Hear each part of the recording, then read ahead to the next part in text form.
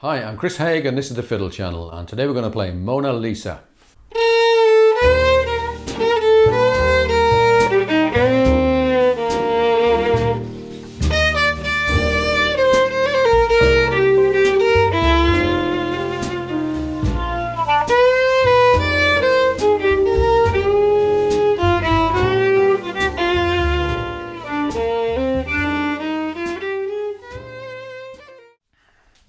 Mona Lisa was a request for Judy, one of my supporters on Patreon.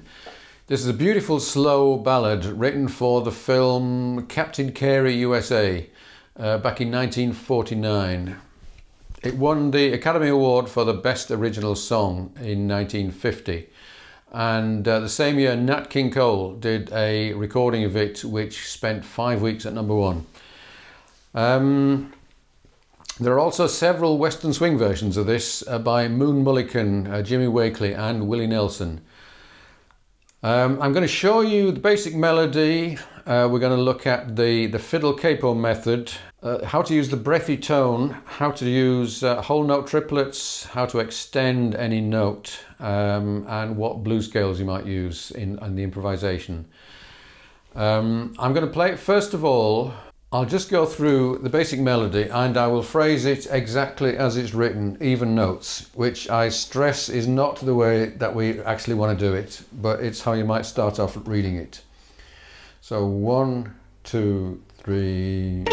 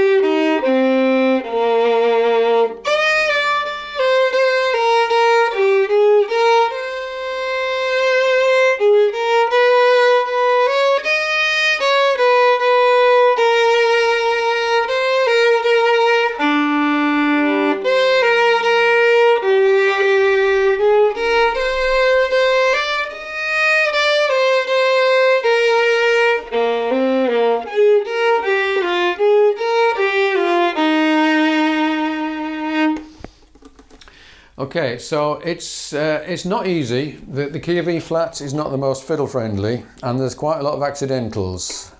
So, for example,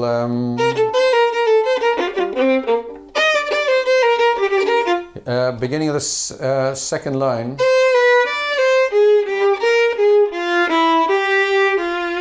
quite a few accidentals there. Fourth finger, E natural.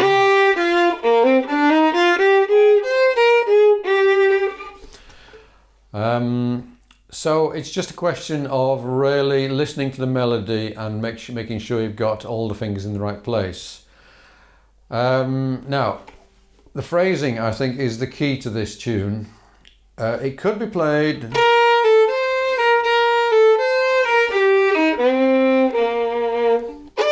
like that, swing, and I really think that doesn't work. It's too slow. That's not how singers will sing it, but nor should you do it straight, even notes. So basically you've got to do what a singer would and phrase every phrase differently. Extend notes, miss notes out, speed bits up. So like the first bar, something like that, rather than second phrase, instead of that. So try and break it up into little individual phrases within a bar, because you really can't be doing with all of those even notes. And to tell you how to do that, I can't. There's so many different options. Listen to the way I play and maybe copy some of the phrases, and also listen to Nat King Cole, see how he phrases it. And eventually you will get to the state where you can either learn one individual way of doing it, an approach to help you. So I'll do it all the way around again, and I'll stay close to the melody, but I will rephrase it as I'm going along.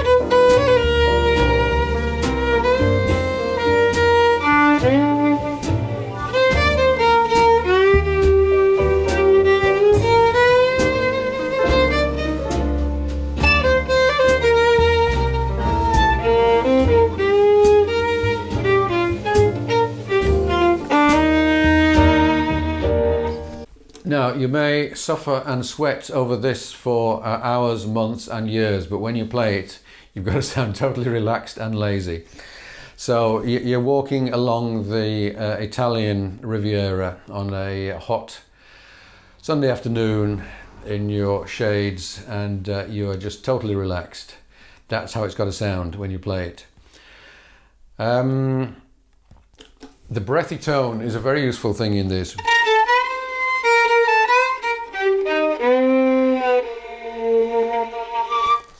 I did a video all about harmonics in jazz violin, and that goes quite a lot into this kind of thing, and it's mostly down to plenty of movement and very little pressure on the bow.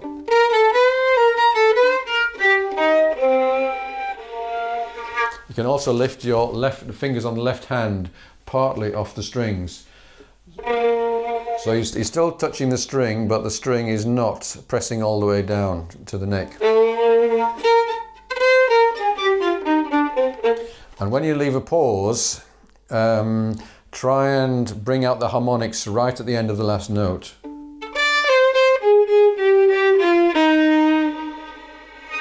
So that the note sort of evaporates, disappears into the air. When it comes to rephrasing, one approach is to just pick any note of the bar and just pause on that note. Oh. And then just let the rest of the notes kind of catch up. Even if you have to leave some out, that's fine. So that's one approach if you can't think of a real way to phrase it. Because this is an E flat, you will find that improvising, you can use the fiddle capo method. So if you put your first finger on an E flat, then you can use 1, 2, 3, 1, 2, 4 over an octave and extend that up and down, but your first finger is locked on both the E flat and the B flat.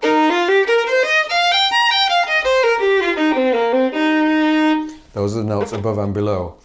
And if you want to go higher, then you replace your fourth finger with your first finger. Exactly the same fingering.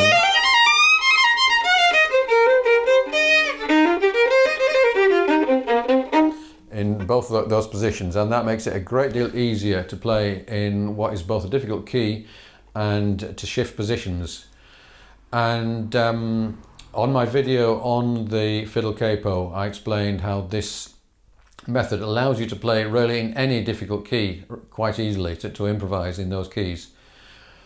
Finally, blues scale. Now, if there's an argument as to whether there is one blues scale or two, whether there's a major or a minor and a minor, and which one is appropriate. Now, the first chord in this is E flat major 7. And the major 7 immediately tells me this has to be the major blues scale and not the minor blues scale. So what I mean by that is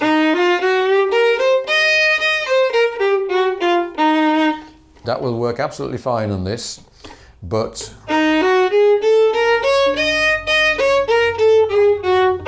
that's the minor, E flat minor blues scale, and that certainly will not work against E flat major 7.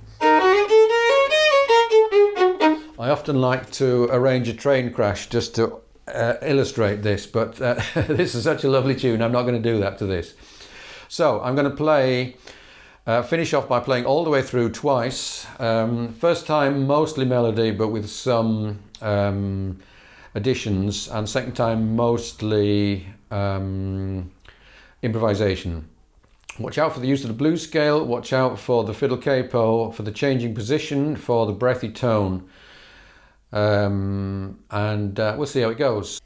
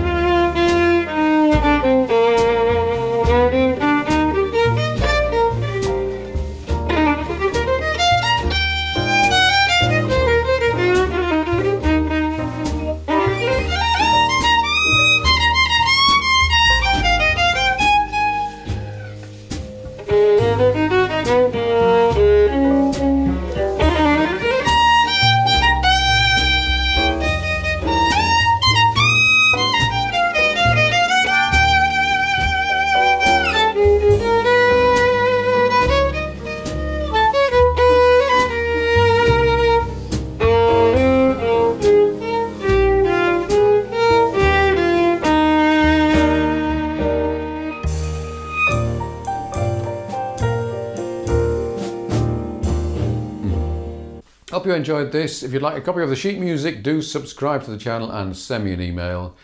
And you can get all of my PDFs if you join me on Patreon. Thank you for watching. See you again soon.